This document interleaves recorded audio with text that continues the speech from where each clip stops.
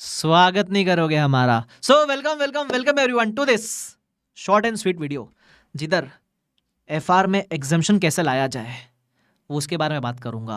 I have seen student score 70, I have seen student score 80 and I have also seen student score 30 and 40 in FR. ठीक है, तो कुछ तो है ना जो वो 70-80 वाले सही कर रहे हैं, और कुछ तो है ना शायद जो 30-40 वाले एफआर में आ रहे हैं उनको लगता तो है कि बहुत मार्क्स आने चाहिए थे, बट फिर आते नहीं वो मार्क्स। तो कुछ तो है ना जो उन लोग इंप्रूवमेंट ला सकते हैं। बस उसी इंप्रूवमेंट को आपको मैं शेयर करने वाला हूँ। मतलब मुझे ऐसा लगता है तो खुद गलती करके सीख लो या दूसरों की गलतियों से सीख लो, है ना। तो वो सब क्यूमुलेटिव गाइडेंस इस वीडियो के अंदर देने वाला हूँ। शानदार वीडियो रहेगा, मजा आ जाएगा। ठीक है, बट ये वीडियो को लास्ट तक जरूर देखना। ठीक है, मतलब कुछ ऐसा बोलते हैं ना, चीट कोड शेयर कर दूंगा आपके साथ में, चीट कोड्स कि भाई एफआर में एग्जाम्शन सर जल्दी से बता दो सर, मजा ही आ जाएगा। बट इतना सब सुनने के पहले सब्सक्राइब किए बिना सुनेगा मेरा बाबू ना बना ना। पहले सब्सक्राइब करना, लाइक करना, फिर ही सुनना। ठीक है, चलो। तो एफआर में एग्जाम्शन कैसे लाया जाए उसकी डिस्कशन के पहले रिवीजन वीडियोस की बात करना चाहूंगा। काफी लोग पूछते हैं सर रिवीजन वीडियोस जो ऑलरेडी आपके चैनल पे है वो देखे क्या? बिंदास देखो, कोई चेंज नहीं है, बराबर। और मैं मोस्टली वही आपको रिफर करने के लिए बोल रहा हूँ, बिकॉज एफआर में कोई चेंज आता भी नहीं है, और वो सारे वीडियोस है ना 2-3-4-6 महीने पहले डाले हुए मेरे, बराबर। तो ये पूरी प्लेलिस्ट बनी हुई है, ऑलमोस्ट सारे टॉपिक कवर्ड है। इक्का दुक्का छोटे मोटे टॉपिक नहीं रहेंगे तो वो आप मैराथन में जाकर देख लेना, मैराथन में आपको मिल जाएगा। ठीक है, तो ये पूरी प्लेलिस्ट बनाई हुई है, बिंदास देखो, कोई दिक्कत वाली बात नहीं है। ठीक है, सर कोई न्यू रिविजन डालने वाले हो क्या?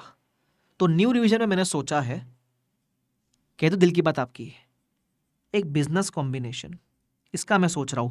क्या बात कर रहे हो सर? सच्ची? नहीं नहीं, मैं नहीं मानता। हाँ, उसके अलावा एक और सोच रहा हूं, कह दो आपके दिल की बात, चाह रहे थे ना इसका रिवीजन? हाँ सर।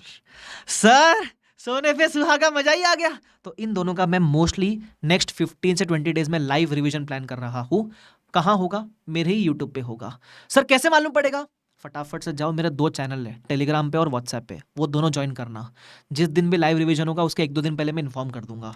ठीक है सर, इनमें बहुत चेंज है क्या? चेंज कुछ नहीं है, आप मेरे पुराने रिवीजन भी देखोगे ना इनके तो भी चल जाएगा, बराबर। बस फर्क ये है कि आपको पता ना पिछले 2-3 अटेम्प्ट से बिजनेस कॉम्बिनेशन सीएफएस वगैरह में वो नए नए क्वेश्चंस पूछ रहे हैं थोड़े से एडजस्टमेंट्स के साथ। तो मैं सोच रहा हूँ जो नए रिवीजन वीडियोस है उसमें मैं उसको उन क्वेश्चन को भी रिवाइज करवा दूंगा, जैसे पुराने रिवीजन वीडियो में वो सब रिवाइज नहीं हो रहेंगे ना, इसलिए। तो आप पुराना वाला भी देख सकते हो, और नया का वेट करना तो नया भी वेट कर सकते हो, कोई दिक्कत वाली बात नहीं है। I hope this is clear to everyone यहां तक। इसके अलावा मैं आपको एक और चीज रिक्वेस्ट करूंगा, मतलब ये 2 टॉपिक है मैं न्यू लेने वाला हूं, उसके अलावा एक आध छोटे मोटे टॉपिक जहां मुझे नीड लगती है वहां मैं नया डालूंगा, बिकॉज मुझे पता है आपने पुराने रिवीजन वीडियो देख रखे रहेंगे। तो जब आपने पुराने देखे तो आपको उसका फ्लो याद रहेगा, तुम समझ रहे हो क्या? तो रिवीजन वीडियो नया नया डालने का भी दिक्कत ये होता है कि आपने वो देखा रहेगा तो आपको लगेगा अभी इसमें क्या चेंज है, फिर नया देखोगे तो वो फील नहीं बैठ पाएगी आपकी। तो इसलिए वो जो ऑलरेडी है वो भी लेटेस्ट है, बिंदास देखो। सिर्फ एक आध दो के जो मैं न्यू डालने का बोल रहा हूँ वो मैंने बता दिया आपको। इसके अलावा मैं और क्या नया लेने वाला हूँ यूट्यूब के ऊपर, तो जो आपका आरटीपी है वो तो मैं ले लूंगा, मैं in the month of September and के आसपास लूंगा।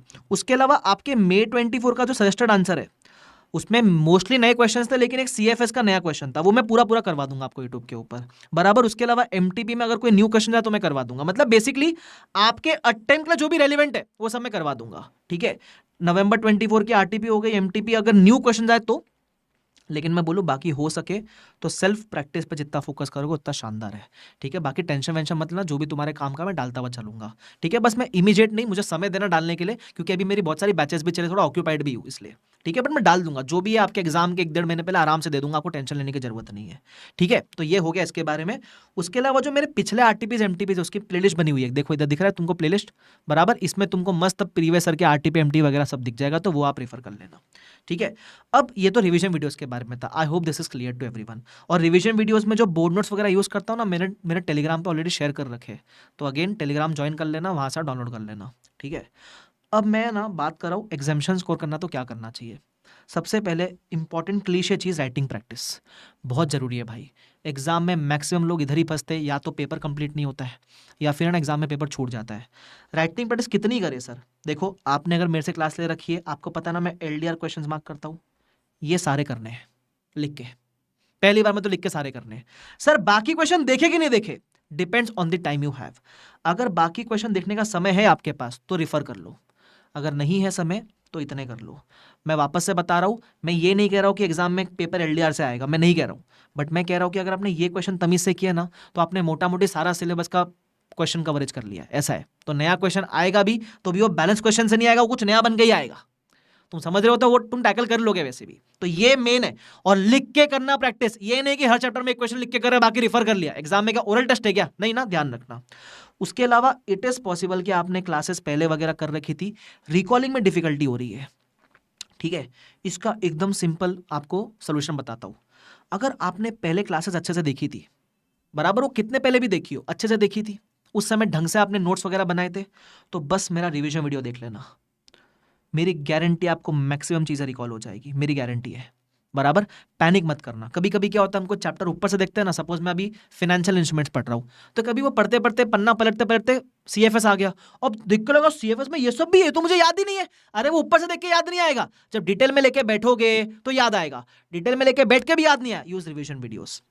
सर रिवीजन वीडियो कितने बार देखना चाहिए? देखो, अब इसका भी एक्सेस यूजेज मत करना। कैसा होता है देखो, आप सपोज अगर 2 बार रिवीजन करने वाले हो पूरे सिलेबस का, तो जब आप क्लासेस बहुत पहले कर चुके हो और फर्स्ट रिवीजन में आए हो, तो फर्स्ट रिवीजन में यूज रिवीजन वीडियोस, क्योंकि आपको वो रिकॉलिंग में बहुत जल्दी हो जाएगा, क्योंकि आप खुद करने बैठोगे रिकॉल तो समय लगेगा।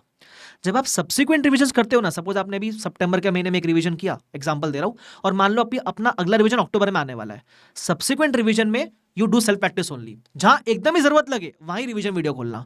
मतलब पहले रिवीजन में आप हर चैप्टर का रिवीजन वीडियो देखो, चलेगा। सेकंड और सब्सिक्वेंट रिवीजन में सेल्फ प्रैक्टिस पर फोकस करना। तुम समझ रहे हो, क्योंकि अल्टीमेटली एग्जाम में आपको याद आना चाहिए, तो अकेले बैठ के याद आ रहा है कि नहीं, वो सब्सिक्वेंट रिवीजन में जरूर देखना, ठीक है। उसके अलावा सर कुछ छोड़ सकते हैं क्या? मैं नहीं मानता कुछ छोड़ना चाहिए। समय है तो पूरा करो, है ना। मतलब अब इसमें आप पूछोगे सर कोई टॉपिक बता दो जो इंपॉर्टेंट नहीं है, भाई इन लोग कुछ भी पूछते हैं, ऊपर से एमसीक्यूज कमिंग इनटू पिक्चर, जो टॉपिक छोड़ोगे वो फिर केस स्टडी में आ जाएगा। तो if possible, if time permits, try to cover everything. अगर आप कुछ छोड़ रहे हो तो अपने रिस्क पे छोड़ना और मान के चलना वो एग्जाम में आएगा, ताकि एग्जाम में दिखे तो पैनिक ना आए, ठीक है। ज्यादा मत छोड़ना, एटलीस्ट कवर कर लो जितना रीजनेबल हो सके उतना। अभी भी समय है कवर करने का, ऐसा नहीं कि एग्जाम 15 दिन बाद है, यू हैव टाइम, तो ध्यान रखना। उसके अलावा सर रिवीजन में समय लग रहा तो क्या करूं? भाई समय लगेगा। अपनी सबसे बड़ा दिक्कत होता है कि अपन बहुत अंडर एलोकेशन करते हैं। अपने को लगता है भाई एफआर अपन ने सपोज पहली बार में 200 घंटा देके पढ़ा था, क्लासेस वगैरह जो भी है तुमने देखा था, तो अब रिवाइज करने में 100-120 घंटे देने पड़ेंगे ना पहला रिवीजन में। तुम सोचते हो मैं एफआर को दूंगा 5 दिन, फिर बोलते हुआ ही नहीं, फिर चिल्लम चिल्ली करते कि अरे हाँ हाँ मिरेकल, ऐसा नहीं होएगा ना भाई। तुमको पहले रिवीजन में देना पड़ेगा समय, 10 से 12 दिन देने पड़ेंगे। अब ये 10 से 12 दिन में भी किसका होगा? जिसने क्लासेस तमीज से की है। अब कोई आदमी जो क्लासेस भगा के कर लिया, नोट्स नहीं बनाए, रिवाइज नहीं किया, टेस्ट नहीं दिया, फिर वो बोल रहा है सर मेरा तो 10 से 12 दिन भी नहीं, मेरे को 14 दिन लग गए। तो भाई लगेगा। अगर तुमने पहले काम चोरी की है तो उसकी भरपाई आज करनी पड़ेगी। अगर पहले तुमने तमीज से काम किया तो उसका बेनिफिट तुमको आज मिलेगा। समय कभी ना कभी लगने ही वाला है।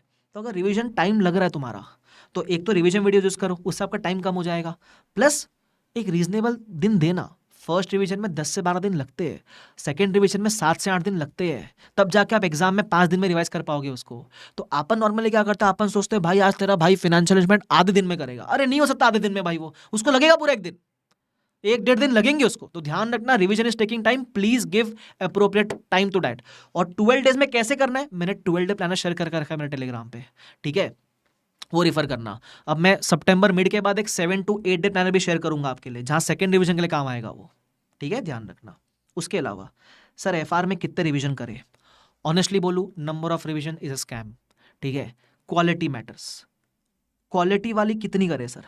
क्वालिटी वाली एग्जाम वाले छोड़ के 2 कर लेना हो सके तो, बराबर। अभी वो भी नहीं होगा तो 1 कर लेना, बट क्वालिटी वाली 2, मतलब एकदम प्रॉपर 10 दिन देकर एक रिवीजन, 7-8 दिन देकर एक रिवीजन।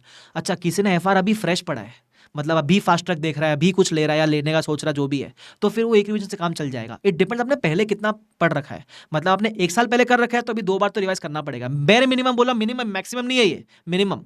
और अगर अभी देखा है, सपोज फास्ट ट्रैक देखा आपने अगस्त में, और अभी रिवीजन करोगे सितंबर अक्टूबर में, तो चल जाएगा एक बार फिर, क्योंकि एग्जाम के पहले का 5 दिन भी करोगे आप, ठीक है। और नंबर ऑफ रिवीजन इसलिए ज्यादा मैटर नहीं करेंगे, मतलब कोई कोई बोलते हैं 5-6 रिवीजन करो, अरे प्रैक्टिकली पॉसिबल ही नहीं इंसान के लिए भाई, बराबर। और इतने रिवीजन मैटर करते, तो सॉरी टू से, बट जिसको ज्यादा अटेम्प्ट लगे वो तो हर बार पढ़ रहे ना एफआर, वो क्यों नहीं क्लियर कर रहे फिर? तो नंबर मैटर नहीं कर रहा भाई, क्वालिटी मैटर कर रही है। तो क्वालिटी वाले 2 तमीज के करना मिनिमम, ये वर्स्ट केस बोल रहा हूं मैं, ठीक है। चलो, उसके बाद पास्ट अटेम्प्ट्स के एमटीपीज आरटीपीज कितने करे? देखो वैसे अगर तुम्हारे पास मेरी किताब है तो मैंने तुमको कंपाइलेशन बना के दिया है। अगर तुम्हारे पास एडिशन 6 है तो मैंने 6 और 7 में क्या ऐड हुआ और 7 से 8 में क्या ऐड हुआ वो आपको बना के दिया हुआ है।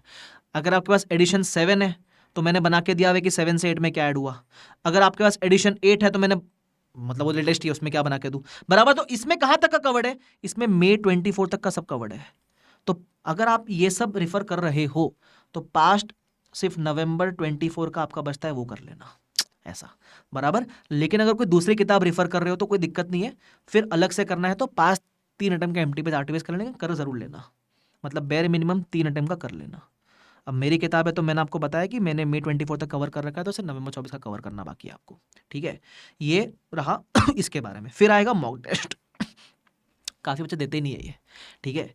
अब ये मॉक टेस्ट घर पे दे के ऐसा टाइम कम पड़ रहा है, देना चाहिए यार। देखो अगर तुमको एग्जाम में डर लगता है, कॉन्फिडेंस का कमी है, एग्जाम में पेपर छूट जाता है, तो इसी से तुम इंप्रूव करोगे। और मॉक टेस्ट देके चेक किससे करवाए, अबे सेल्फ इवैल्यूएट कर। सबसे बड़ा गलती, अपन मॉक टेस्ट देते फिर कोई चेक कर देता है, वो बोलता है तुमको आए 40 ऑन 100।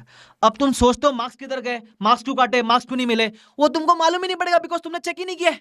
तुमने चेक करवाया किसी से, वो तुमको मार्क्स तो दे देगा लेकिन कहाँ कटे, इंप्रूवमेंट किधर है वो मालूम ही नहीं पड़ेगा। तो मैं बोलूँ आईसीआई का mock test is the best mock test, वो देने का और सेल्फ इवैल्यूएट करने का। सेल्फ इवैल्यूएट करने का, इससे तुम जितना सीखोगे ना भाई हिसाब नहीं है उसका। सर कब दे मॉक टेस्ट, 2 रिवीजन प्लान कर रहे हो ना तो फर्स्ट रिवीजन के बाद एक मॉक टेस्ट दो, सेकेंड रिवीजन के बाद एक दो देने का समय नहीं है तो कोई भी दोनों रिवीजन में से एक बार मॉक टेस्ट दे देना ऐसा, ठीक है। बट देना देना हो सके तो देना। फाइनली बोनस टिप क्या है सर, ये बोनस टिप जहां तक मैं देख पा रहा हूं ना, एफआर में अगर तुम्हारा आंसर पूरा करेक्ट भी है तो भी 8 में से 5 6 4 ऐसे ही दे रहा है। हुआ ना तुम्हारे साथ जिसने पेपर दिया, हुआ ना, ये क्यों हो रहा है, ये तुम लोग एक चीज में मिस आउट कर रहे हो। तुम लोग है ना ज्ञान देना ही भूल गए हो। सपोज उसने क्वेश्चन पूछा एम्बेडेड डेरिवेटिव के ऊपर, ठीक है, किसी कंपनी के बुक्स में पूछा 8 मार्क के लिए, 8 या 10 मार्क जो भी है। अब तुम क्या कर रहे हो, तुम कैलकुलेशन करते हो, एंट्री मारते हो, बस आ जाते हो। भाई नहीं, हर क्वेश्चन में 3 से 4 लाइन ज्ञान दिया करो। कैसे ज्ञान देना है, वर्ड टू वर्ड आईसीआई का लिखे क्या, पॉसिबल ही नहीं आईसीआई का लिखना ओन वर्ड्स में। फॉर एग्जांपल एम्बेडेड डेरिवेटिव पूछा तो बोलने का as per Ind AS 109 financial instruments, if a embedded derivative is not closely related तो host contract will be accounted separately, derivative will be accounted separately. Host को कौन से वाले पे रिकॉर्ड करेंगे, एक लाइन में लिखो, डेरिवेटिव को एफईटी पे मेजर करेंगे, लिख दो। लिखा 4 लाइन का ज्ञान, फिर देखो तुम्हारे मार्क्स नहीं कटेंगे। आदत डाल लो, कोई भी क्वेश्चन हो हर क्वेश्चन में 3 से 4 लाइन ओन वर्ड्स। मेरे को ये कोई क्वेश्चन मत करना सर सजेस्टेड में तो इतना ज्ञान दिया हुआ है, अरे नहीं देना उतना, ओन वर्ड्स में दो खुद के हिसाब से 4-5 लाइन बस। उसमें इंडेक्स का नाम, नंबर और रेलिवेंट थियरी, बस दैट्स इट। आपने ओन वर्ड्स में देना, ओन वर्ड्स में, और वो आपको लिखने को आएगा। आपको ऐसा लगता है कि सर मैं कैसे लिखूं, मुझे वो कंसेप्ट का पूरा वर्ड टू वर्ड याद करना पड़ेगा, नहीं, ओन वर्ड्स में दे बाबा। तुम यार इंटर में लॉ और ऑडिट पास किए, तुम कौन सा बैरेट लिख के आए देगा उसके अंदर, नहीं ना, मिला था ना मार्क्स, मिलता है, बट लिखा करो। तुम क्या कैलकुलेशन मांगी, कैलकुलेशन देके आ जाते हो सीधा, ऐसा नहीं है भाई। थोड़ा सा लिखो, 3-4 लाइन का, ज्यादा राम कथा मत लिखो, 3-4 लाइन का रेलिवेंट चीज लिखो अपने अपने वर्ड्स में, फिर देखो तुम्हारे मार्क्स बढ़ जाएंगे। समझा ये वाला पार्ट, दैट्स इट, ठीक है। और उसके अलावा एक और बोनस टिप मेरे को अभी जस्ट माइंड में आई कि ना काफी बच्चे ना केस स्टडी में फंस गए एग्जाम में। कुछ बच्चों को तो इसमें 28, 26, 24, कुछ बच्चों को 8, 10, 12। ये क्यों? देखा जाए ना केस स्टडी इजी थी एग्जाम की, लेकिन शायद आपने घर पे प्रैक्टिस नहीं की वो कैसे होती है। अब जैसे आईसीआई का पोर्टल पे जाओगे ना, एफआर में बहुत सारी केस स्टडीज मिलेगी। अब आप बोलोगे सर आप ही करवा दो, भाई पेपर तुमको देना है। एग्जाम में जब नया केस स्टडी आएगा तो थोड़ी ना बोलेगा आकाश कंदे को फोन करके, आकाश कंदे सर करवाओ जरा यूट्यूब पे थोड़ा सा, अरे वो तुमको खुद इंटरप्रेट करने को आना चाहिए। तो मैंने केस स्टडी की प्रैक्टिस के लिए तुम्हारे डाल रखा है वैसे वीडियो, अगर तुम देखोगे तो इधर है एफआर केस बेस्ड सिनेरियो वाला वीडियो बराबर। लेकिन लेकिन लेकिन आईसीआई ने शायद और केस स्टडी ऐड की रहेगी, डाउनलोड करो, प्रैक्टिस करो खुद से। यहाँ 2-4 केस स्टडी प्रैक्टिस करोगे ना अकेले में तो जाके एग्जाम में दिमाग चलेगा। तो जितनी भी सारी करेगा सर केस स्टडी, जितना टाइम है उतना करो। ऐसा देने का 4 घंटा देने का, बोलेगा 4 घंटे में जितना केस स्टडी उतना करूंगा, टाइम दो, वो करो खुद से प्रैक्टिस, ठीक है। तो ये 2-4 बोनस टिप आप ध्यान रखना, बाकी you are good to go with. एक बार मैं रिवाइज करा दूं मैंने क्या बोला मेरे को रिवाइज करने की आदत है भाई, करवा देता हूँ। सुनो, सबसे पहले रिवीजन वीडियोस पुराने वाले देखो, 1-2 बड़े टॉपिक है न्यू लूंगा, बिजनेस कॉमर्स, CFS, और अगले 15-20 दिन में जब लूंगा अपडेट कर दूंगा, टेलीग्राम और व्हाट्सएप पे ज्वाइन कर लेना। आरटीपी नवंबर 24, एमटीपी में कुछ नया क्वेश्चन रहेगा, वो समय जो भी नया क्वेश्चन रहेगा, जैसे मई 24 का CFS वाला क्वेश्चन है वो यूट्यूब पे करवा दूंगा मैं आने वाले समय के अंदर। उसके बाद टिप्स टू स्कोर लिख के करो, एल्डा क्वेश्चन की प्रैक्टिस। रिकॉलिंग में दिक्कत है, रिविजन वीडियो देखो, अगर पॉसिबल है सारा टॉपिक कवर करो। रिवीजन में समय लग रहा है, लगेगा ना भाई, क्यों नहीं लगेगा, लगने दो, ठीक है। Number of revision, quality over quantity, 2 minimum aim करना, ज्यादा कर पाओ तो बेस्ट। पास्ट अटेम्प्ट्स के आरटीपीस एमटीपीस डिपेंड आपके किताब में कितने कवर्ड है। अगर किताब में आपके सारे कवर्ड है तो लेटेस्ट वाली कर लेना, नहीं है कवर्ड तो पिछले 3-4 अटेम्प्ट कर लेना। रिवीजन के बाद मॉक टेस्ट दो, एटलीस्ट हर सब्जेक्ट का एक मॉक टेस्ट जरूर देना। और बोनस टिप, एग्जाम में थोड़ी रेलिवेंट थियरी लिखा करो और केस स्टडी की प्रैक्टिस थोड़ी घर पे करके जाओ, ठीक है, बस that's it. So I hope this was helpful. मस्त रिवाइज कराया ना, मजा आ गया। तो अगर आपको पसंद आया तो भाई एक, अगर यहाँ तक देखा मतलब किसने यहाँ तक कोई पहुंचा है, तो एक प्रॉमिस करोगे क्या कि I will score examination in FR? Promise करना, और रिजल्ट आएगा ना उस दिन शायद ये वीडियो आपको दिखे, पता नहीं सजेशन में, और आप देखो कि आपने कमेंट किया था और आपने स्कोर किया हो। तो कमेंट जरूर करना अगर यहाँ तक देख लिया है तो, ठीक है। तो इसी बात पर रैप अप करता हूँ ये video. I hope this was helpful to you. Helpful रहेगा तो शेयर करना, लाइक करना, बाकी मेहनत करते रहना, बढ़िया से पास होके निकलना, ठीक है। तो शुक्रिया everyone, thank you so much, bye bye everyone, take care, see you all, bye.